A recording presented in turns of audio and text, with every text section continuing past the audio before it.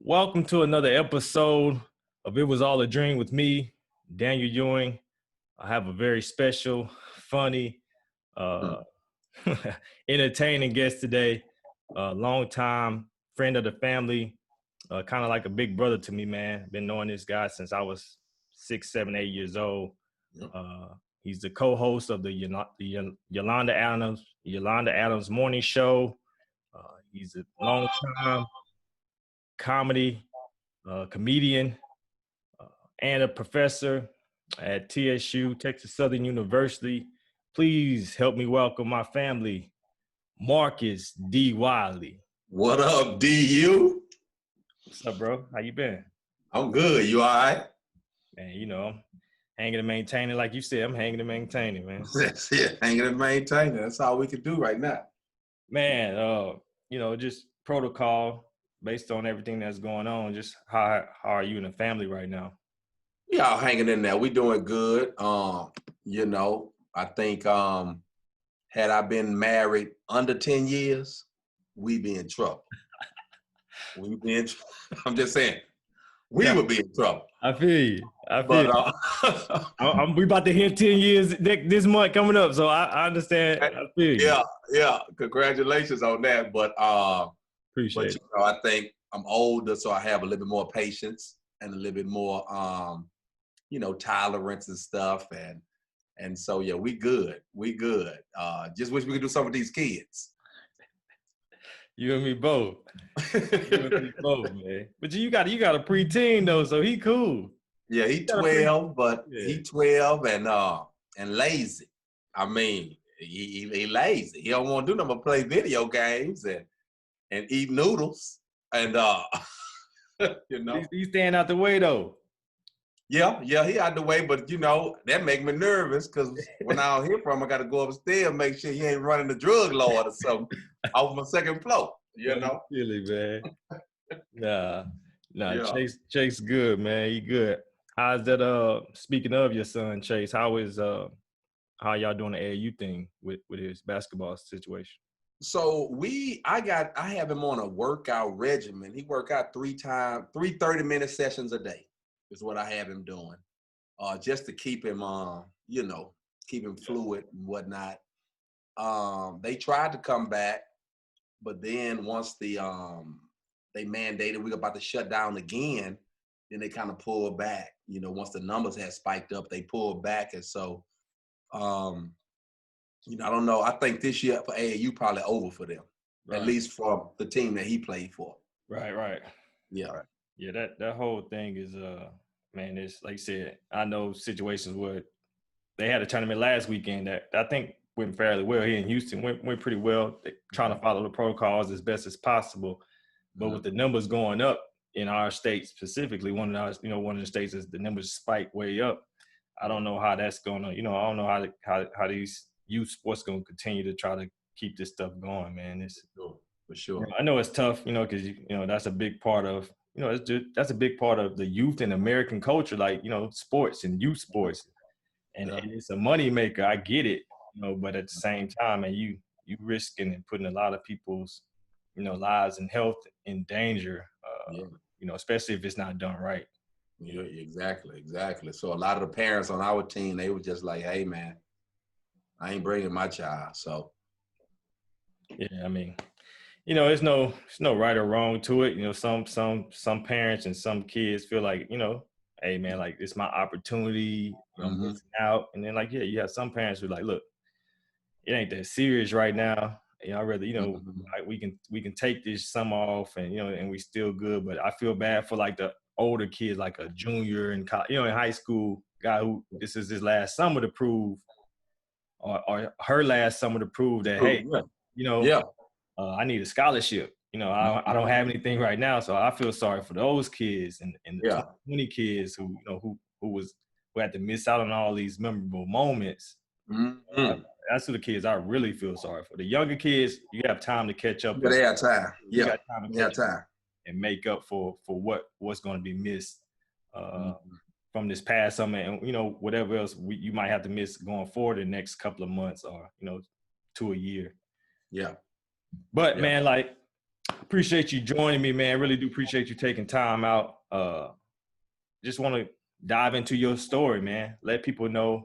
Let's get it. Let people know who Marcus D Wiley is. We gotta figure what's the D about? Why is the D in it? Why is not just Marcus Wiley? Why is it Marcus D Wiley?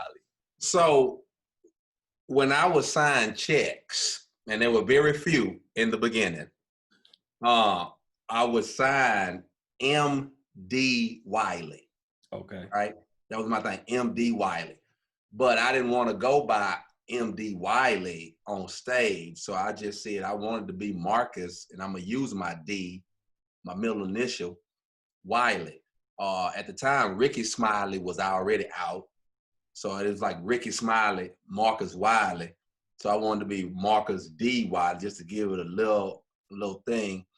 And, my middle name, never liked it. I think my mama was drunk or high when she put it on my birth certificate. Yeah. And, so it's always been the mission. What the D stand for? Don't worry about it. That's what it stands for. Don't worry about it. Don't worry about it. Just So we won't put it out there what the D stand for. It's understandable because I don't go by my first name. I get it. I get it. Sometimes you have names that you ain't really fond with that your parents gave you. So you that's for you. Yeah. But man, give the people a little bit about your upbringing. Okay. Where you come from. Yeah, from Houston. In a little part of Houston called 4th Ward. So I grew up in one of the wards, and I was in 4th Ward up until middle school. In the summer of '84, when I was getting ready to go to middle school, my mom got married. She got blessed. God hooked her up, and she married my stepfather, who was a pastor, and he moved us out to Mo City.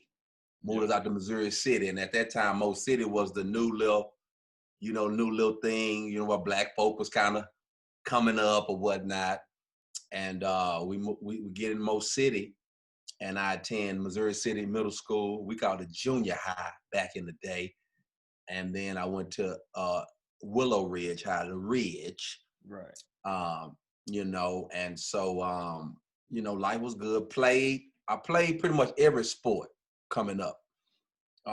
Stopped playing baseball when I got to middle school. Okay. Something about I got hit with a ball on my elbow, and I said, "Oh yeah, that probably last practice, that I'm gonna be a part of." And then when I got to middle school, played football.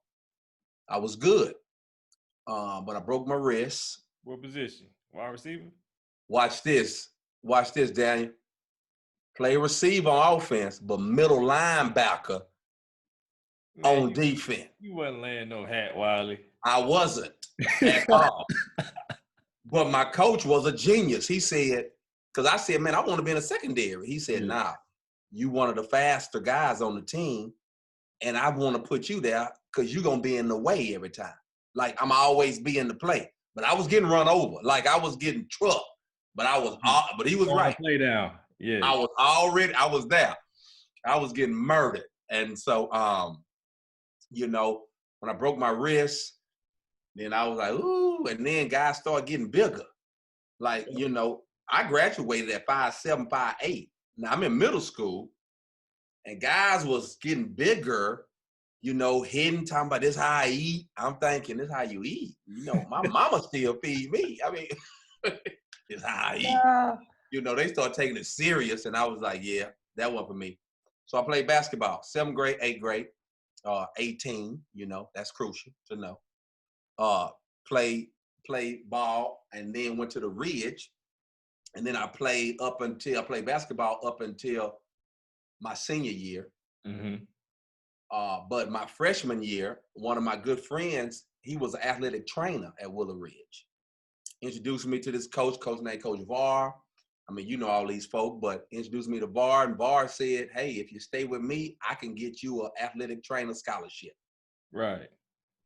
And so I did football. And you couldn't do football and basketball, because basketball in off season, they have to do cross country. I never was a part of that. I was always working with the football team. But long story short, ended up, getting a full athletic scholarship. I had scholarship offers to UT, A&M, Southwest Texas State, which is Texas State now, I believe is what it's called. A bunch of little schools, but I couldn't pass the SAT. Right. So man, we're going to come back to that because I really want you to talk about that and you being able to figure that out in high school, kind of how to still be involved with sports, but not actually necessarily be an athlete. And still, like you said, and you had scholarships. Yes. To go do what, that means being able to go to school for free. Full rides. Yeah. And you wasn't an athlete, but it was still evolved around you being athletic. Yeah. So we'll come back to that. Okay. Talk a little bit about growing up in the church, man, because that's a big part of who you are and how you present your comedy. Just talk a little bit about that, man. Your church influence, your church background. Yeah. So I'm a church boy without a shadow of a doubt. Even when we were in Fourth Ward, we lived with my grandparents, and my grandfather was the chairman of the deacon board at this church right up the street from the house. My whole family went to this church called Macedonia Baptist Church. Now my mama, the fast one, she went to this other church called New Peace of Rest where she met my dad. Well, she met my dad at. And like I said, so when they got married, so this means my father, my stepfather was a pastor. My biological father was a minister. His daddy, my grandfather, minister. His daddy, my great-grandfather, minister. I've been around it my entire life, like I can't get away from it, right? And so growing up in church, I think it was good for me, gave me a great foundation. It didn't mean that I was better, than other people, or, I never got that feel, but I did know growing up in church that I was the light, like I was the leader, I've always been the designated driver all my life. I always knew how to have a drink and my boys have 10 drinks, but they trusted me. They trusted me to get them from point A to point B, and so I just always been, that guy, not better than you, but definitely probably more responsible, more reliable, but definitely not better. And so yeah, church, man, church has been, I love church. It's how I basically probably about 85% of what I do today is in a church. Right. And it's definitely been good. It feeds my family, afford us to have a real good life. And that's it. So man, I knew you grew up in the church, and I knew you had some pastors in your family, some ministers. I didn't know to that extent that it was like basically just from generation to generation. So you really been running from this pastor thing, man. No, I broke the generational curse. I broke the curse. See, it was a curse that was going on. Then I came through and was like, we ain't doing that no more. Hey, you crazy. No, but man, because my story, my situation, my family. So growing up, man, was it like, did you feel like that, like, for me, it wasn't necessarily pressure. I just hated when people was like, yeah, you're going to be a pastor too. Like, no, don't put that on me. Listen, I didn't heard all my life. And then when you're able to speak well, when you're able to articulate the Bible or just whatever, they immediately try to put you in the pulpit. Man, my dad, he tried to put me in there, early. He was trying his best, like, yo, you're going to take over the church. I'm like, dude, no, I'm not. Like, I'm not taking over your church. Yeah. Yeah, that's your thing. And then even when I got older, I still couldn't get away from it. When I get my first college roommate, your brother, we was having the best time of our life in college. Yeah. I'm talking about we living life. We got the ladies, Lo, your brother, he got the looks, I got the conversation. We're a perfect combination. And then I come to the room one day, he on the knees crying, praying. I say, bro, what's wrong with you? I just accept my calling. I say, oh, man, get away from me, bro. What you talking about? Oh, man. So I couldn't run from it. That's how it happened, man. Just one day. That's how it happened. One day you just you probably had something you probably had something in the works. Come on, I had something on deck because we was dating these twins, and he was dating the one I wanted. Oh my goodness! And so crazy. I come to the room, and Lo used to. He wasn't no bully, but he didn't like people being bullied. Right. So he would always defend weaker individuals, But I get in the room, he crying. I ain't never seen Lo cry because Lo whoop everybody. Right. So he on his knees, he crying. I'm like, room down, what's up? What happened? He said, I just got on the phone with my dad and I just accept my calling to the ministry. I say, bro, we 18, bro. bro, we trying to live it out right now. Yeah, we just getting started. Just getting started. What are you talking about? And he was like, yeah, and I ain't gonna lie to his credit, he cut everything off. But I ain't no quitter. I kept going. I kept the dream alive. Keep the party going. Man. All right, so boy, you crazy, man. So all right, so grew up in the church and you're still in the church. Yeah. People who don't know, like you said, that wasn't your calling to be a minister, to be a pastor, but in so many ways, God has blessed you and your platform to use your gift to still minister. For sure. Right? For sure. Yeah. Not from behind the pulpit, just from a different platform, but basically delivering the same message and maybe a different in a different package. Yeah. God is he real slick. Right. God is creative. And so I think, what I do, because I didn't even know my comedy was even doing that. It just like when I write, some kind of way, I'm bringing some type of, not necessarily got to be the Bible, but sometimes it is the Bible. And then sometimes it's just, something positive or something thought-provoking to try to make somebody else's life a little better. And one of the pastors, he told me this. His name is Dr. Tony Evans. He in Dallas, Oak Cliff Bible Fellowship. I was performing at his church, and he came up to me. He said, "Hey, man, when I preach, I use jokes to help people, receive it a little better. Smoother transition." Yeah, and he say, since you do jokes, you ought to put a little word in it.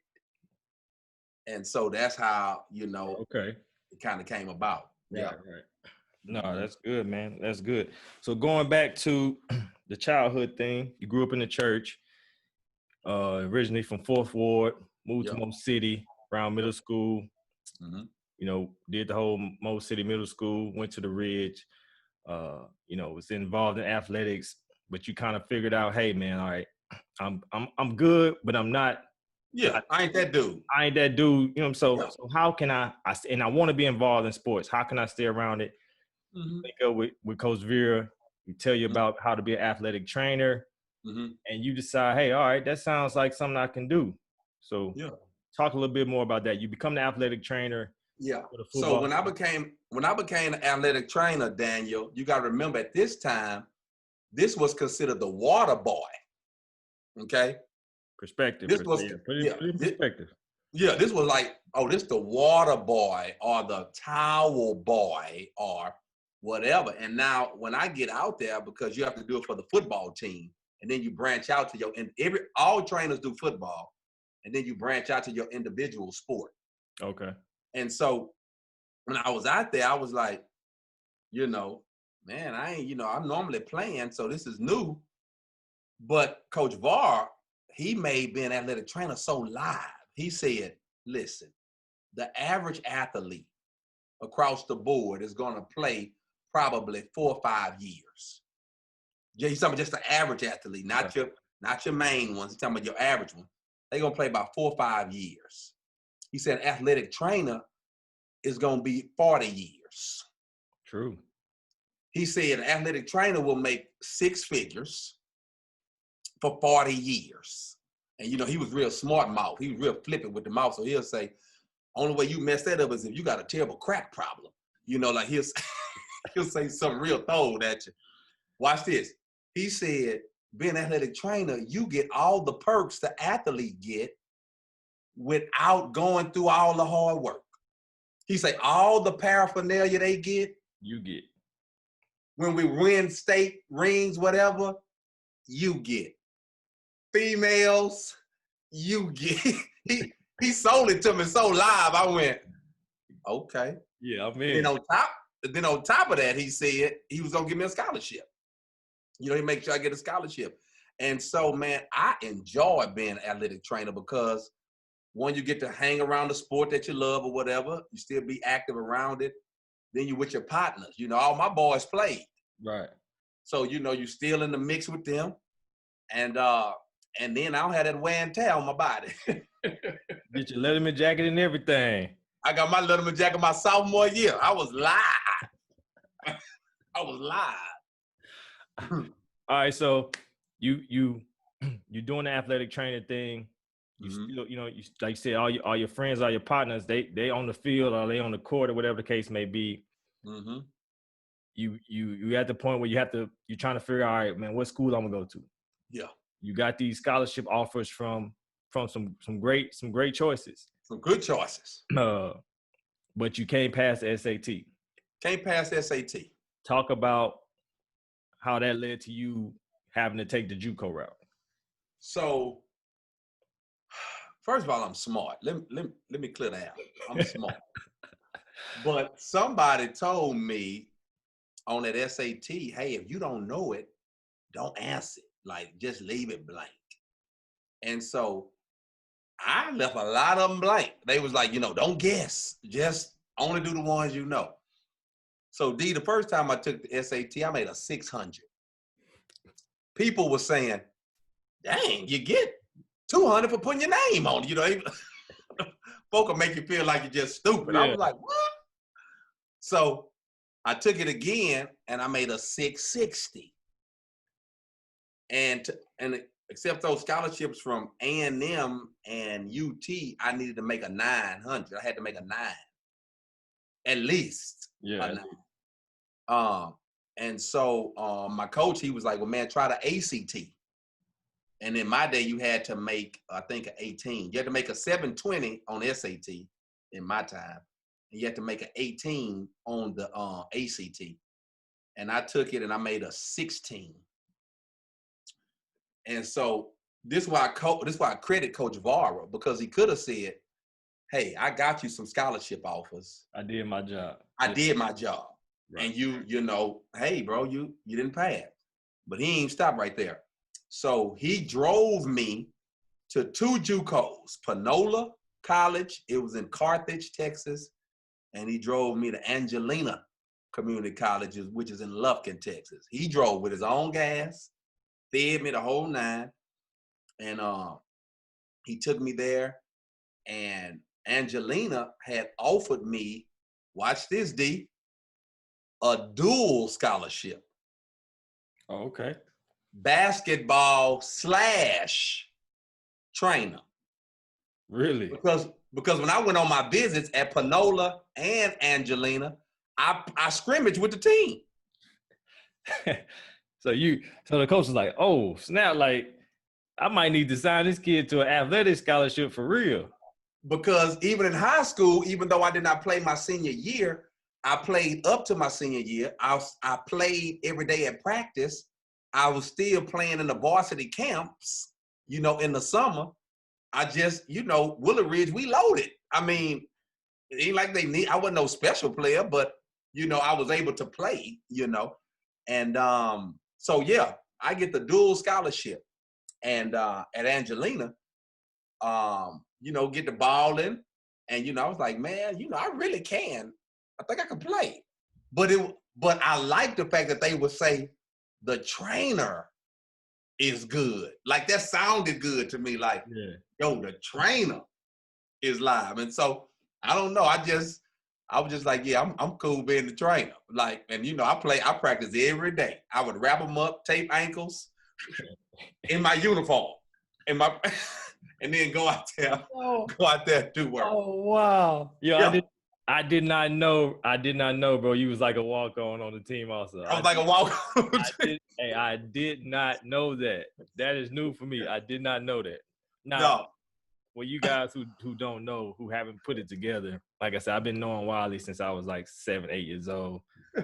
Him and my brother are best friends, and Yep. they went to junior college together. So Yep. I know a lot of these stories about junior college, but I didn't know that, bro. I didn't know you was up there hooping as well. I'm up there hooping. I'm putting in work, the whole nine. And actually, when I graduated in 2 years, they wanted me to stay that third year because at JUCO you could have one. Because I didn't play, I would have 1 year of eligibility, and they wanted me to come play the third year. But I'm like, I'm gone. I'm on my way to now. I already knew I want to go to HBCU. I already knew what I wanted in life now. Now I know exactly what I want out of life. All right, that's a good segue, man. So talk a little bit about, you had 2 years of junior college. Yeah. To kind of learn more about athletic training and figure out who you want to be as a young man. You said after those 2 years, like, you figured it out, right? You knew, all right, man, this is what I want to do. I have the skills to possibly be an athlete, but that's not my lane, right?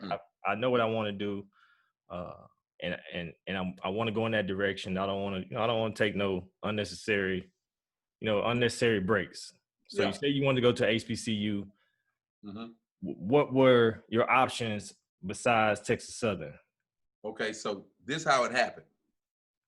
When I get to Angelina. Well, my bad, Wally. Before that, why were you so sure about going to HBCU? What was the? Gonna give it to you. When I get to Angelina, at first I was embarrassed that I had to go to a JUCO. It was a little embarrassing because. Understandable. The school we went to, people getting good scholarships. They going places. Right. And then when they would ask you, well, Marcus, where you going? Yeah, Angelina. Then they make you say it again. Well, you're like, you heard me. And so I get there, I'm about 5'8", 5'9". When you got to college? When I got to college, I'm 5'8", 5'9". So you grew after high school? I grew. That's what I'm trying to show you. That's why in high school, I was so small. It was like, I had nothing special. Now, had I been this height, right at 6'3", in high school, that would have been a totally different story. Right, okay. It would have been a totally different story. Yeah. Yeah, but so I grow at the JUCO. First year, I go from 5'8", 5'9" to 6'1". First year. I come back home looking down on my mama going, what? Do what? No. And so watch this. I'm growing and I'm realizing I still don't want to try to pursue basketball. I want to do entertainment. I don't know what type of entertainment I want to do, but I know I want to entertain, I want to be an entertainer some type of way. Whether it was writing, initially I thought I would be writing commercials. Okay. Making commercials and stuff like that. That's what I really thought I'd be doing. And so when I graduated from Angelina, I still had them same schools. Coach Vara still saw me through. Right. Okay. So it was still like, hey, you still can go to some of these schools. But I had been reading the book of Mike Jones by then, back then didn't want me. And so what ended up happening, this girl, you can ask Lo this girl who I was Lo wingman. We was on a double date. I'm his wingman. And the girl brought her little chick to be her little wing woman. And Lo, we was at Chuck E. Cheese, right? We're at Chuck E. Cheese. And I said, Lo, do you like this chick? And Lo was like, she all right. I said, Lo, do you like her? And he was like, why? Your brother, why? I said, man, listen, I'm feeling your date and I want her. And he was like, all right. So your brother was so kind, so gracious. I told him, I said, hey, don't be live tonight. Let me be live. You just be boring. Let me get in. And so we had the little date. Boom. I told Lo, I need you to come out one more time. so I could get the number. I couldn't do it the first night. I got to come back again. So we did it again. Boom, Lo was all boring at the date. I was like, boy, that's my dog. And so me and the girl exchanged numbers. Boom, got her. Long story short, she was going to Southern University. Okay. So when I'm leaving the JUCO, I'm going to Southern. I already know where I'm going. I'm going to SU, Baton Rouge, Louisiana. Jaguars. You trying to be a Jaguars, baby. I'm on my way down now. Now, the problem was they was not giving me a full scholarship to be athletic trainer. I would have been able to go to school for free, though, with the grants and everything, but they didn't give me a full. Texas Southern offered me a full, but I ain't want to come home. I'm like, I don't want to go home. Right. Then my mom and my daddy said, we'll give you a car. We'll help you get a car if you come. I can get a new girl now. I mean, you done changed the game. I mean, with a car, I can get a girl from anywhere. And so that's how I ended up coming to TSU. But I already knew I kind of wanted to do the HBCU thing, you know, from watching Different World, you know, School Days. Right. All that. So I kind of already was like, yeah, I think I want to do that. But also, I mean, to your credit too, I mean, going to Willow Ridge, right? Right? Going to the Ridge. I mean, you know, going to Willow Ridge, just being from Houston, being from the South. Yeah. You know, hearing about the Bayou Classic and, you know, all seeing that. So, yeah, I mean, I understand it. Yeah. So since we talking about that, man, so you finish JUCO, you end up going to Texas Southern University, where you end up, you know, finishing your academics and graduating. Talk a little bit about the current state of, you know, what's been out there as far as athletes, what's going on in the whole, should we send our, you know, people talking about sending their kids to HBCUs now. What's your thoughts on that? But coming from, you know, you're a sports guy. Yeah. You have a son who can hoop. Yeah. Right. And you know, you've been around. So what's your thoughts on it? I've always thought that top flight athletes like you and those guys that was coming out, that are coming out now, I always thought if they collectively said, hey, we getting ready to go to HBCUs, because typically they're not staying no more 1 or 2 years. They boom, they in and out. But I thought collectively, basketball players, not football players. I don't think football can do it. But I do believe basketball players can come out now from high school. They already know they're going to the league. College is just dropping by. It's just an in and out. So I thought if they collectively, if out of the top 25, if 15 of them say, hey, I'm going to Hampton, I'm going to Howard, I'm going to Texas Southern, I'm going to Southern, I'm going to Grambling, whatever. I think they'll still be straight. Now, if they not going to do it collectively, it ain't going to work. It ain't going to work. Like, so meaning I would tell my son, nah, bro, you got to go where you're going to be on TV. You're going to be on TV a lot. You know, that's just what I would do. And I get it. It sounds good right now, right? It sounds really good. But when the rubber meets the road, we all know that those HBC, you can't compete with the top. You can't compete with the dudes. You can't, right? So for me, I had this conversation about a week ago with a good friend of mine, and I was saying, look, the only way it will work is if, like you said, collectively, but it would have to be more so like a Fab Five situation. No doubt, I agree. It would have to be. It couldn't be like, okay, one guy going to Southern. It would have to be five. They got to stack up. It would have to be 5 of the top, you know, whatever it can be. Like say you got 3 of the top 10 guys and then 2 guys in the top 100. Like a real Fab Five. It would have to be a real Fab Five situation. No doubt. And I say, hey, look, man, we know we good enough, but we want to do something different. We really want to shift how things are going here and control our own narrative. All right, let's all, if you're with it, I'm with it. Let's all agree to go to the same HBCU. The same one. The same, I'm with you. Right? But at the same time, in doing that, so much stuff still has to, it's so much stuff that still has to fall in place for it to be a real success. Because get this, granted, there's some of the top high school kids coming out and, you know, they'll be like the number one recruiting class or whatever the case may be. But everything would almost have to be perfect because at HBCU, you're not guaranteed to make the NCAA tournament, right? You're not. You got to win your conference. Win your conference, right? So, and on top of that, we had a real in-depth conversation. On top of that, right? You can't just go to any HBCU. You can't. So like HBCUs not necessarily known. I'm not gonna say, but they don't necessarily have a history of producing great. You know what I'm saying?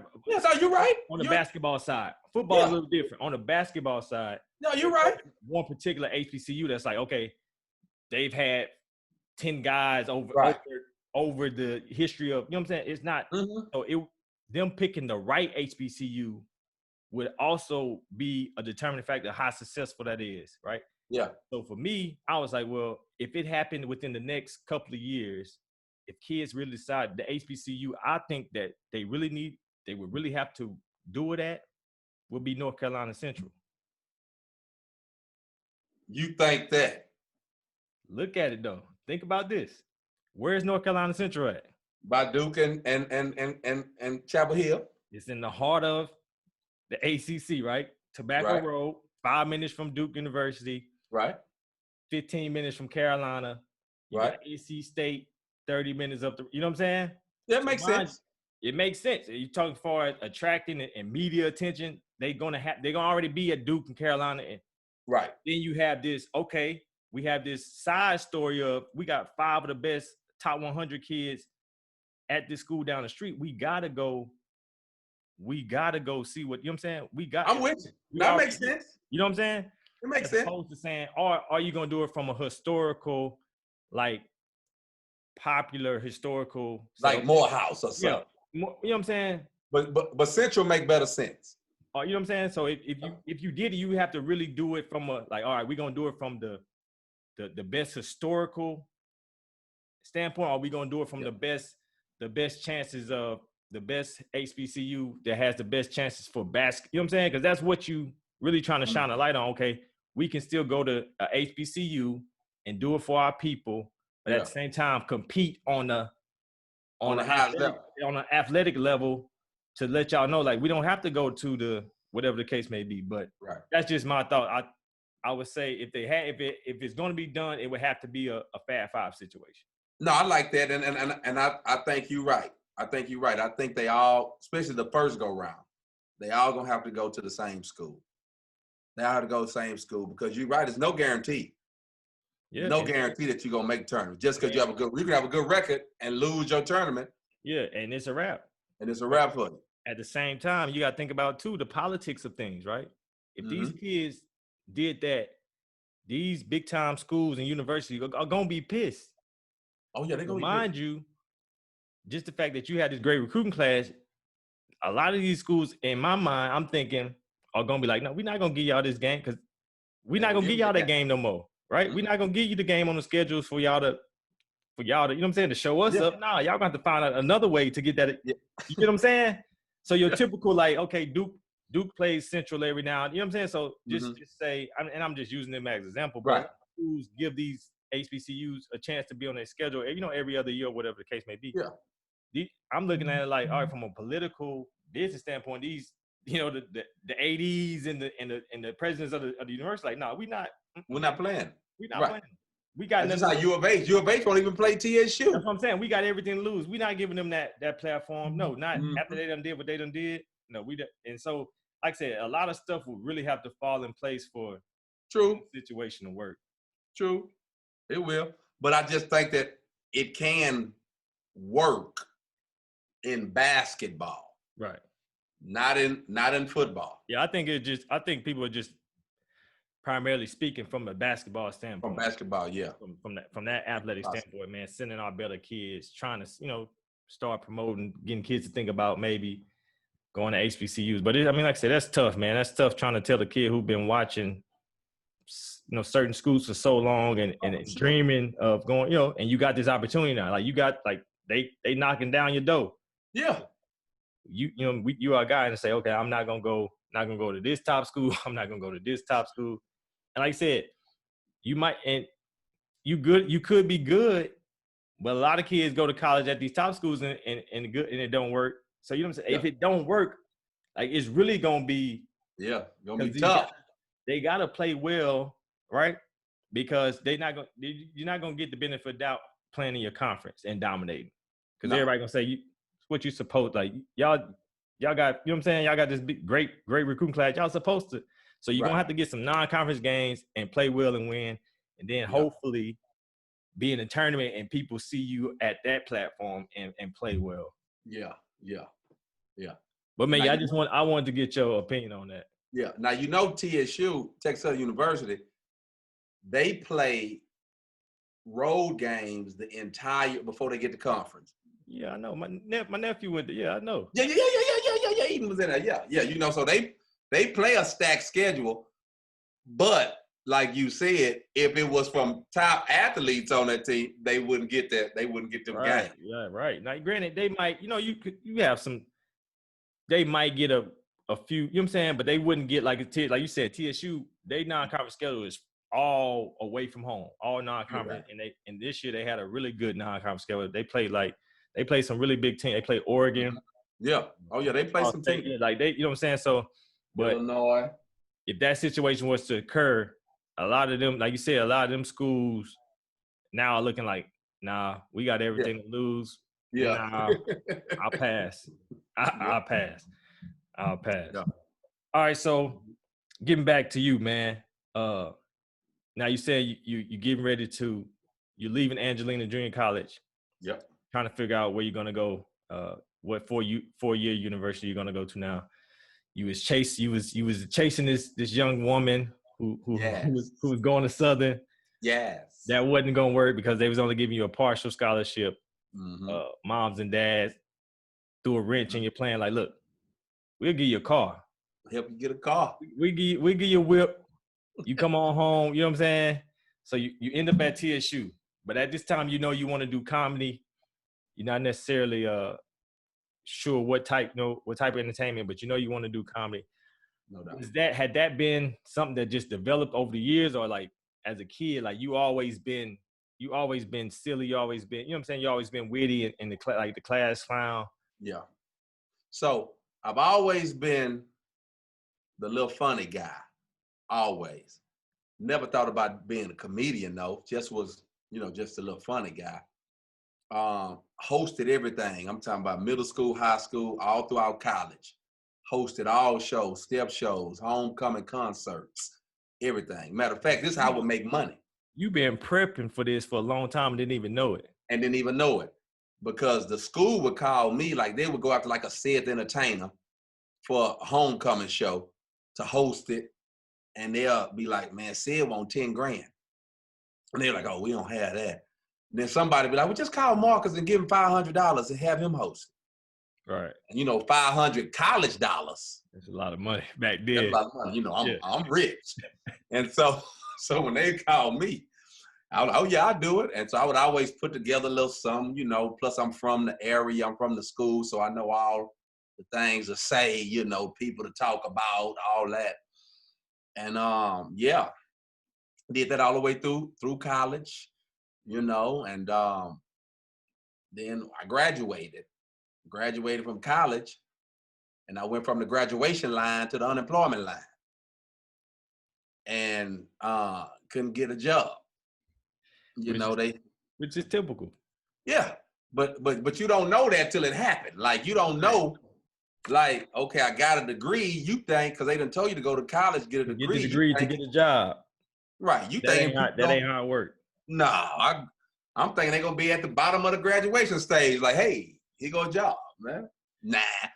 So I had to go back to college. That's how I ended up getting my master's degree. It wasn't by design. It was because I didn't have a job. And so I'm in grad school, and at that time I still I'm actually the assistant basketball coach grad assistant for the female, for the Lady Tigers. Mm-hmm. Worked with them for a year. Volleyball, Texas Southern University, lady volleyball. I was working with the ladies, D. I work well with the ladies. And then what ended up happening? And then the big break came when I got hired as a producer for a show on BET called Hits from the Streets. Okay. That's when the game changed. Yeah, I had the little odd jobs while I was in grad school, but when I got Hits from the Streets, one of my college guys we would do shows together, he got on, and then he would just pull all us in at BET. So what year are we talking now? Around what year is So that? I got pulled into BET in 99. Okay. I graduated in 96. Right. With my bachelor's, and 99 with my master's. And so my guy pulled me in, and it was like 7 of us, and 6 of us from TSU was working at BET, and, we thought this was like the biggest thing ever. Like, wow, boy, we up here in DC, and then BET branched out, went to New York. So some of us were in New York, some of us was in DC. And so I'm writing for the guy Hits from the Streets. He doing the stuff. People are laughing. And I'm going, I wrote that. They be like, oh, Hits, you so funny. And I'm going, that's my stuff. Wiley, that's new for me, bro. That's another new one. I didn't know. I didn't know this. I didn't know you. Yeah. That's the behind the scenes stuff that people don't know about, entertainers or whatever the case may be, successful people. You don't know the people who's helping them. Oh, yeah. Yeah. I didn't know that. Yeah. So, I'm writing, he do, and I'm writing for him. I mean, he's not stealing nothing. This is for him, but it just let me know that my stuff, my content is good. Right. And people, man. And so finally, when we got fired, because something about Houston, you're going to get fired at some point. And after 3 years up there, we got let go. Our last time we got fired a lot. But the last time we got fired, I came back to Houston, and, I got married in 97. And so I told my wife, hey, I need you to give me 5 years to, because I had dreams before I met you. So I don't want my dreams don't end because I'm with you, but I'm not gonna, just drag you through them either though. Like I put myself on the 5-year plan. And then by 2002, that was my 5 years, it was up. So I was just getting ready to come home and just be a good little husband and die. And then you was out in LA doing the BET thing? No, so BET was in DC. Right. Okay. Yeah. In New York in the beginning. But we did go out to LA. I went out to LA, did a movie called Sue Me. This movie called Sue Me. Where we took what we did on BET and made it a movie. Mm-hmm. So I was in LA about 2 months, and that's when I realized I didn't want to be in LA. It's too plastic. It ain't my cup of tea, and a lot of my boys down there living 3-4 in a 1-bedroom. I'm like, oh, nah, this ain't gonna be me. So, I'm cool.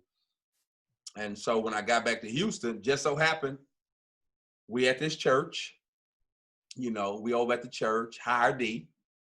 And, I'm with all my guys, we working and stuff. And I hosted a show, because I'm just a funny guy at the church. And just so happened a lady was out there who owned a coffee shop, who liked what I did that night, called the church, got my number, called me, and was like, hey, I own a coffee shop. We want to do something special for our 1-year anniversary. We would love for you to come do comedy. And I was like, I ain't no comedian. And she was like, but you was funny, at the little show I saw. I was like, yeah, but them people at the church, they know me. I ain't no comedian. So time out. So so this is around 2000 and... It's 2002. And at this point, you still haven't even considered yourself a comedian at all. Oh, wow. Okay. I ain't thinking about being a comedian. That's the last thing on my mind, because all the comedians I like, they cuss. Right. And don't get me wrong, I know how to cuss, but I knew I wasn't gonna be able to do it in front of people, comfortably. Right. And so I just never really thought about, being a comedian. And so when the lady was like, man, when you was funny, and she was like, and I was gonna pay you $500. That's what she said. So I was gonna pay you $500. Like $500. I was like, so what is it you want me to do? She said, I want you to just do what you did at the church. And I was like, all right, I'll try it. So September the 20th, 2002. You know the date. I went to Muddy Waters Coffee Shop in Pearland, Texas. Did the show. She called me back on that Monday. That was a Friday. She called me back on Monday and said, man, the people really enjoyed you. And we want to do this once a month. Oh, wow. And I'm going to pay you $750. Once a month, I'm pay $750. Now, mind you, I'm probably making $12.50 a month. And now she telling me she going to pay me $750 for 1 day, 1 hour of work. I said, okay. I told you, I ain't never been dumb. I can't pass the SAT, but I know this makes better sense. And so I said, okay. And then she says, I'm a CPA. She said, that's what I went to school for. Right. And she was like, you don't need me now, but you gonna need me. Cause you good. It was the lady, man. The lady just pumped in me, man. Right. We all need, we all need that. We all need. Right. And so, shoot, I went did it, and I kept doing it. And then so these churches started using that night as an outing for whatever ministry, whether it was single, married, women, men, and they would just book the night up. So we went from 1 show to 3 shows. And that's how I started, kind of, expanding and blowing up or whatever you want to call it. And so I did that for a year. And when that year was over, I moved to a bigger venue, and then everything just got bigger and bigger from there. So is this the same year later this year? Sometime later that year? Is this when you got the break with the Yolanda Adams Morning Show? Is that? Nope, I didn't get that break till 2006. Okay. And the funny thing about that, it's just crazy, man, how God works. It's crazy.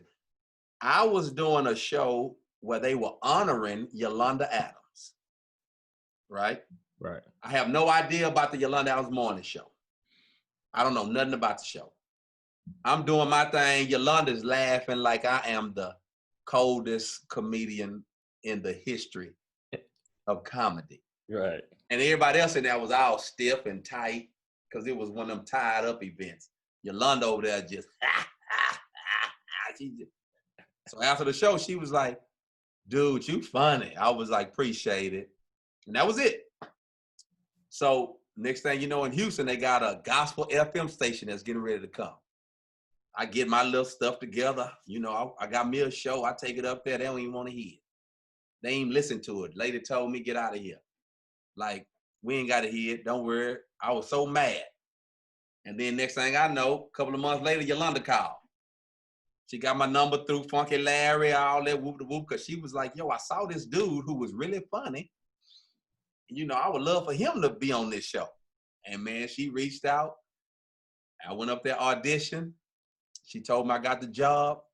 And so they turned me down. It's the same company now. Right. They turned me down. And I was glad because when Yolanda hired me, she was syndicated. So instead of just being locally in Houston, now I'm in 58 markets. Right, man. So, when you're a church boy, you look at it like, oh, thank God for closing that door. Now it's God that closed the door. But before I knew about this here, I was mad at them folks. You didn't see God had something better for you. We can't see it. We can't never see the better that he got for us, man. They never see it. We can't never see it. So yeah, we've been rocking ever since, you know. So it's in been between good. that time, Wiley, in between your initial opportunity you got doing a coffee shop thing, right? Mm-hmm. It was 3.5, 4 years. In between that, what were you Mm-hmm. just doing shows? Is that when you kind of figured out? When did you figure out? All right, so let's transition. When did you figure out the church lane? Like your lane is the church community. When did you figure out that's where you needed to be? Well, I think they chose me.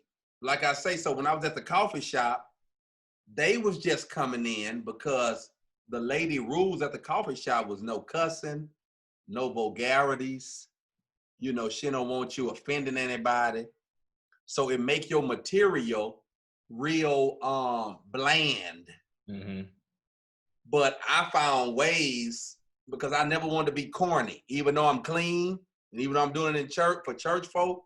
I don't want to be corny. I want to talk about sex. Right. I want to talk about drugs. I mean, I ain't never did drugs, but I live in a world where people do drugs. Yeah, I mean, right. you know what I'm saying?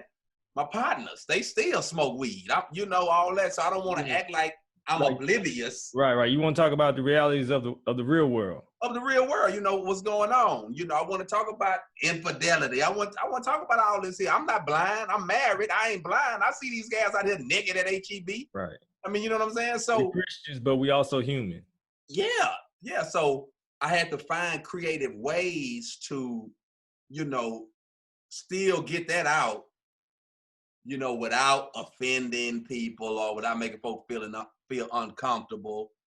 Right. And, you know, and so, yeah, that's how it happened. I mean, that's how it went down for your boy. So, all right. So now, man, things are happening for you.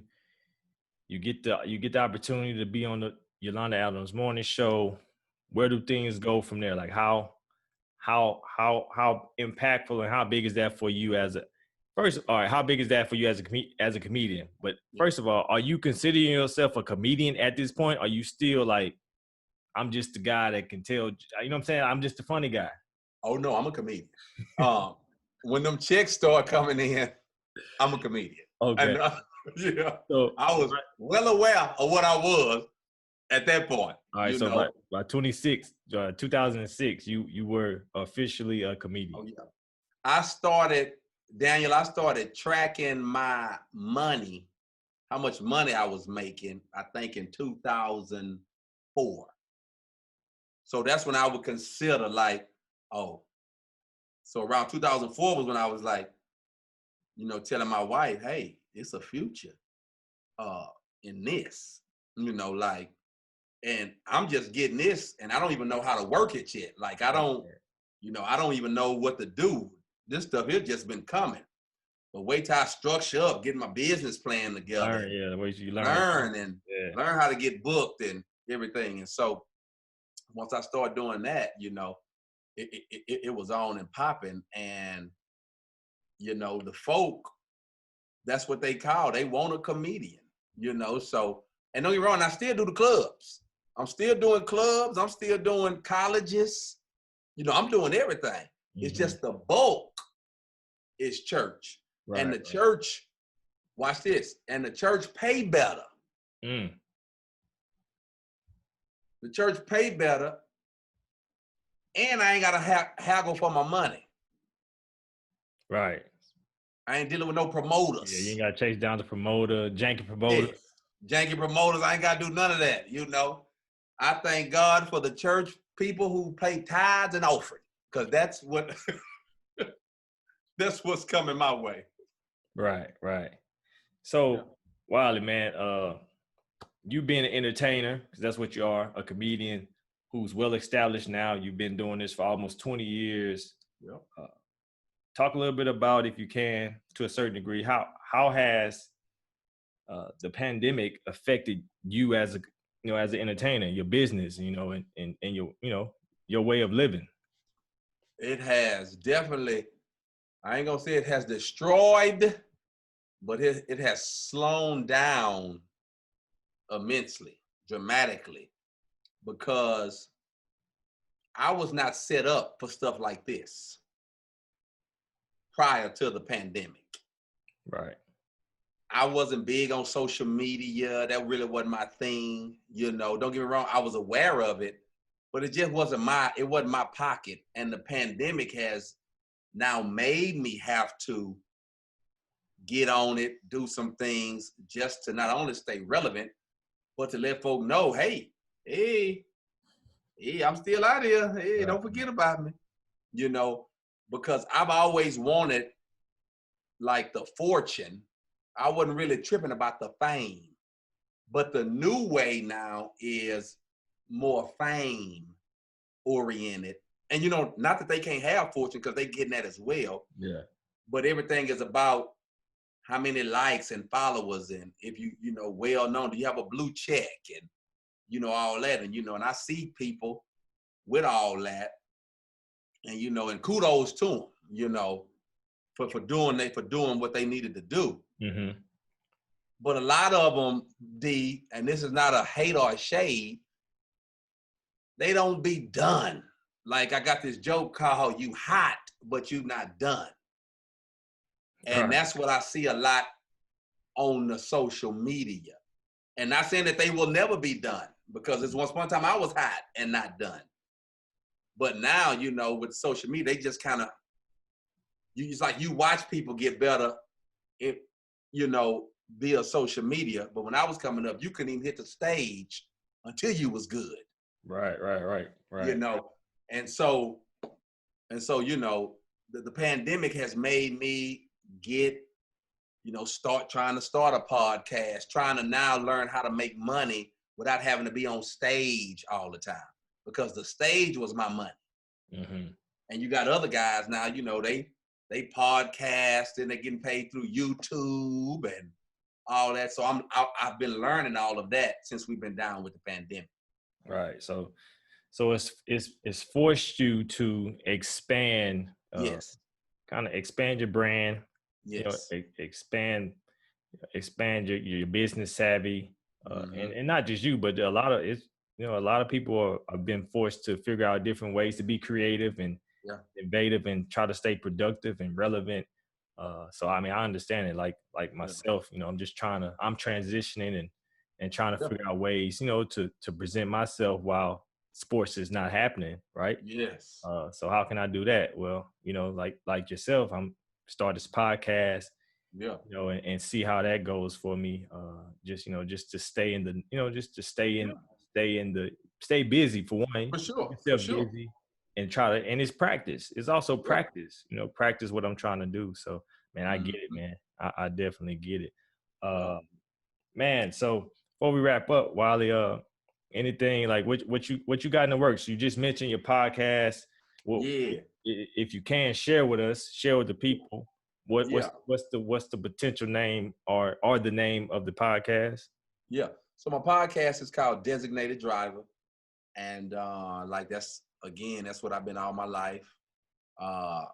People have been trusting me to get them from point A to point B. And so I just want to do that through our situations, what people deal with in life, you know, drive you through that. And it's a podcast. Well, of course it's me, but I have 3 ladies on there. I'll be the male's perspective, but I love talking to the ladies because they are funny to me. They are funny, man. They funny. And the reason why I love talking to the women too, D, is because they are the bar.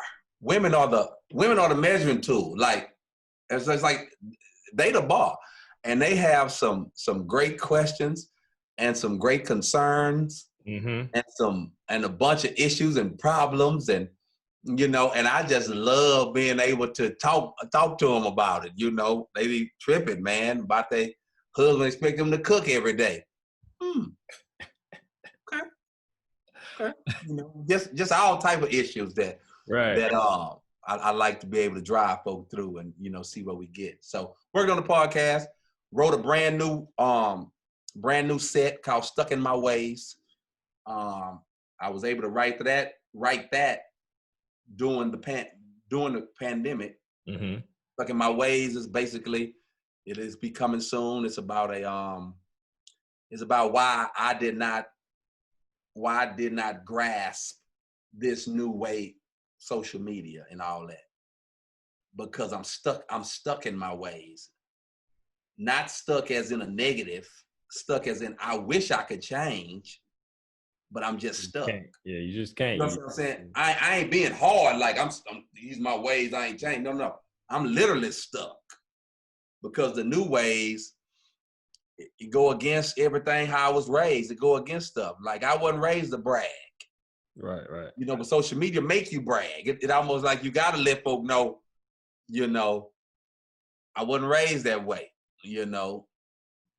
And so it's just a bunch of things. It's just pretty dope. And I did a show before the shutdown called Bathtubs and Bibles that I just been sitting on because we're trying to find out what to do with it. Is that the show you was gonna do at did you do that show? I did it. At that Sunday at Word of Restaurant. That was the day before the shutdown. Yeah, I was like, and now that's what I hit you. Was like, bro, yeah, you hit me. I'm trying to come see you, but yeah. But believe it or not, it was packed. Was it? It was packed. It was a good show. I got it, but I trying to find out what to do with it. Right. You know? Yeah, trying to find out what to do with it. Well, man, Wiley, bro, I appreciate you sharing your journey, man, your story. For sure. You know, you just part of your story, because you still got a lot left to, you know, a lot more chapters left, man. And I appreciate you sharing some nuggets, man, for whoever tunes in and listen to this, especially the younger audience, just about, you know, kind of how you might have to switch up some things along the way, you know, just to put you in a better situation to keep going forward, right? A lot of us get stuck on, I want to be this, or I want to do this. And that's not necessarily our gift. We good at it. We was good at it. We good at it, but it's not necessarily our gift.